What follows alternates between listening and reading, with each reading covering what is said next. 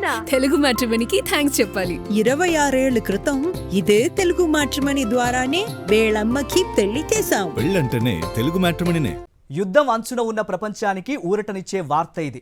Iran America మధ్య దశాబ్దాల వైరం వీడి కొత్త దౌత్య బంధం మొదలవుతోంది. ఇస్లామాబాద్ వేదికగా జరిగిన చర్చలు ప్రపంచ రాజకీయ చిత్రపటాన్ని మార్చబోతున్నాయి. అవును, మీరు వింటున్నది నిజమే.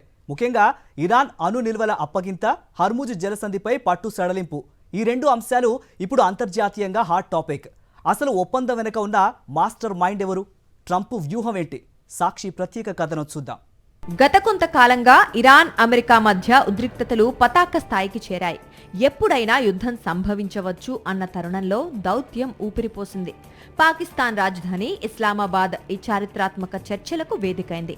అమెరికా సెక్రటరీ ఆఫ్ స్టేట్ మరియు ఇరాన్ స్పీకర్ మొహమ్మద్ బాఘర్ ఖలీబాఫ్ మధ్య జరిగిన సుదీర్ఘ చర్చలు ప్రపంచాన్ని విస్మయానికి గురిచేసే మలుపు తీసుకున్నాయి. ఈ చర్చల్లో ప్రధానంగా 3 అంశాలు ప్రపంచ దేశాల దృష్టిని ఆకర్షించాయి. మొదటిది అణు నిల్వల అప్పగింత.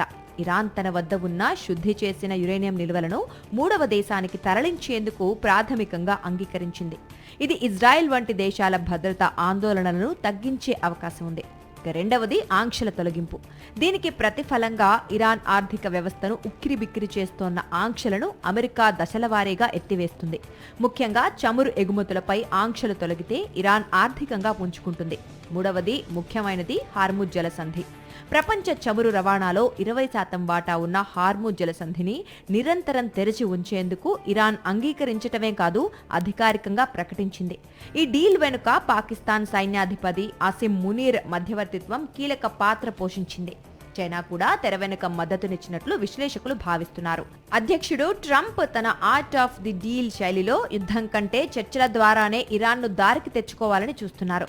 ఒకవేళ ఈ ఒప్పందం కార్యరూపం దాల్చితే ఇది ట్రంప్ విదేశీ విధానంలో అతిపెద్ద విజయంగా నిలుస్తుంది. అయితే అంతా సవ్యంగా జరుగుతుందా అంటే అనుమానాలు లేకపోలేదు. ఈ ఒప్పందాన్ని ఇరాన్లోని అతివాదులు ఎలా చూస్తారు? అలాగే ఇజ్రాయెల్ ప్రధాని నెతన్యాహు ఈ అణు ఒప్పందాన్ని నమ్ముతారా అనేది $1 మిలియన్ ప్రశ్న.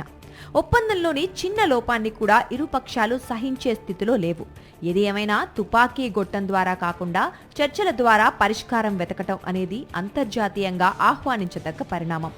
అమెరికా ఇరాన్ల మధ్య కుదిరే ఈ బిగ్ డీల్ పశ్చిమాసియాలో శాంతిని నెలకొల్పుతుందా లేదా అనేది మరికొద్ది రోజుల్లో తేలిపోనుంది.